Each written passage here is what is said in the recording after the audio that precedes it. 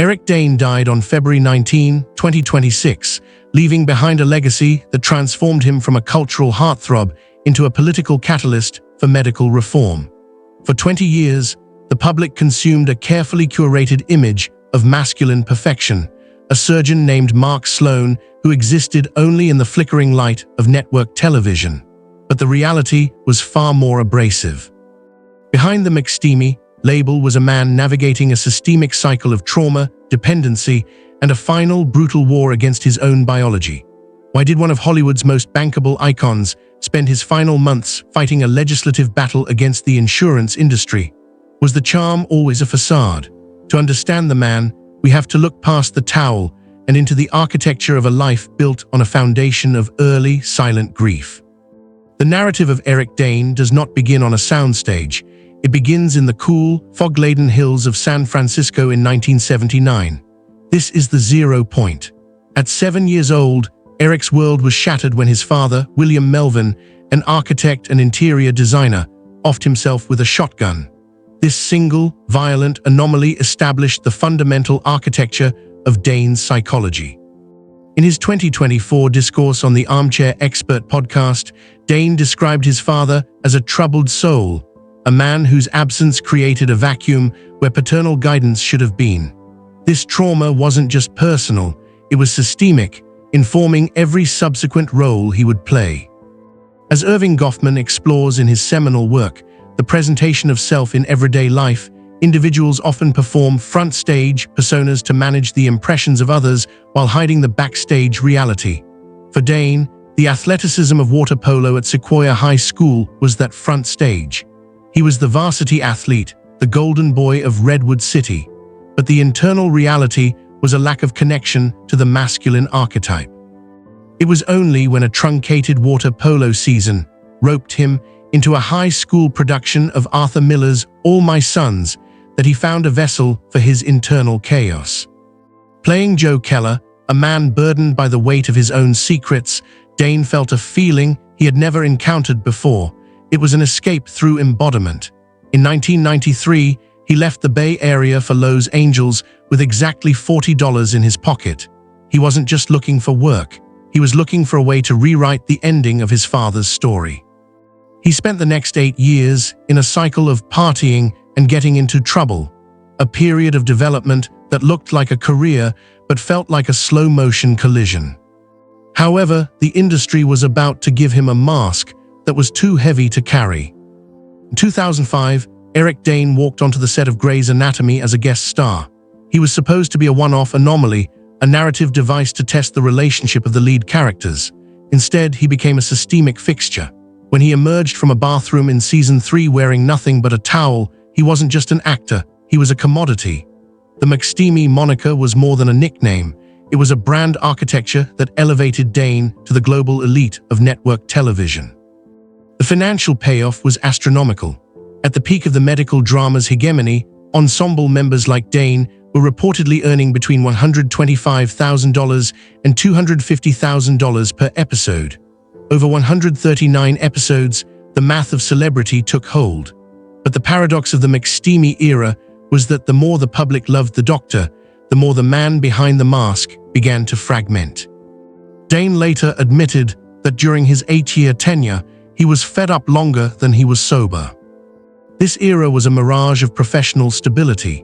While he was winning Screen Actors Guild awards and gracing magazine covers, he was navigating a dependency on painkillers that began with a sports injury during a hiatus.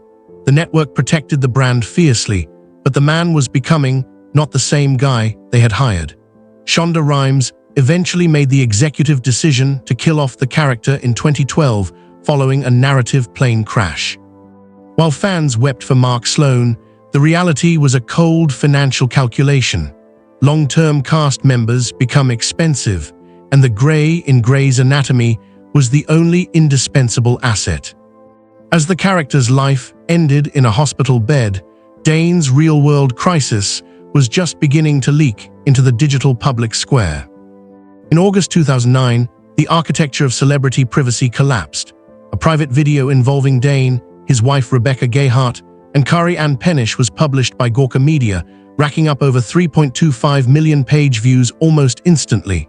The footage showed 3 consenting adults in a state of undress and apparent intoxication.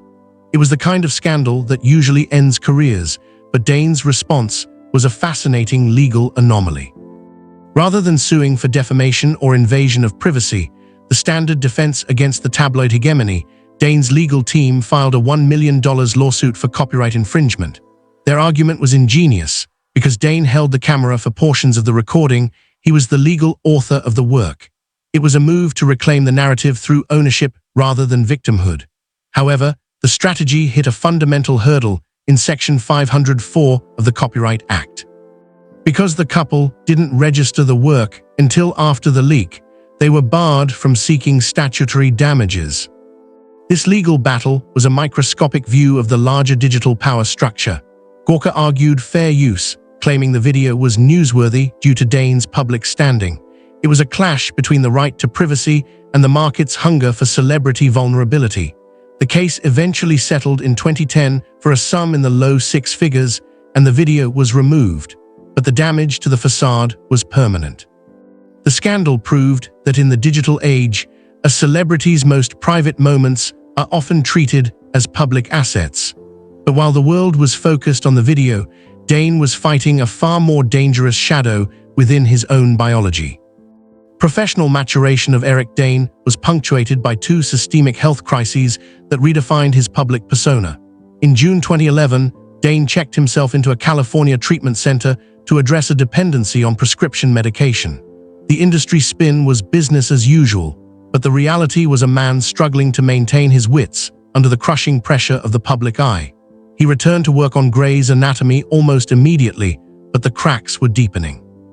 By 2017, while starring as Captain Tom Chandler in The Last Ship, the shadow returned in the form of clinical depression. This wasn't just a blue feeling, Dane described it as being hit by a truck. The production was forced to halt for several weeks as he sought medical intervention. This moment was a catalyst for a new kind of transparency. Dane went on the Today Show and spoke about using the antidepressant Pristic, breaking the silent hegemony of the tough guy lead actor. This cycle of dependency and mental health struggles is what academics call the price of the gaze. In a system where your value is tied to your physical appearance and perceived stability, admitting to a mental offing is a radical act of rebellion. Dane's willingness to be morally bankrupt in public was a stark departure from the McSteamy archetype. He was beginning to dismantle the mirage he had spent decades building. He was no longer interested in looking good. He was interested in being real, and that interest would lead him to the most demanding role of his life, a character that required him to surrender his vanity entirely. In 2019, Eric Dane underwent a radical artistic pivot. Casting aside the surgical scrubs of network TV, he joined the cast of HBO's Euphoria as Cal Jacobs. The role was a dark, twisted anomaly, a father living a double life, fueled by repression and hidden trauma. This was what Dane called an unvanity role. He had to abandon the concern for physical perfection that had defined his career for 15 years. Cal Jacobs was a mirror of the systemic issues Dane had faced in his own life, the difficulty of relating to other men, the weight of childhood trauma, and the explosive consequences of suppressed identity. Critics hailed it as a masterclass in range. He was no longer the charming foil to Patrick Dempsey, he was a powerhouse of dramatic intensity. This shift was a fundamental reconstruction of his career architecture. He was proving that he could thrive in the streaming era's demand for darker, more complex narratives. This period also saw a transition in his personal life. His 14-year marriage to Rebecca Gayheart had entered a state of separation in 2017, with a divorce filing in 2018.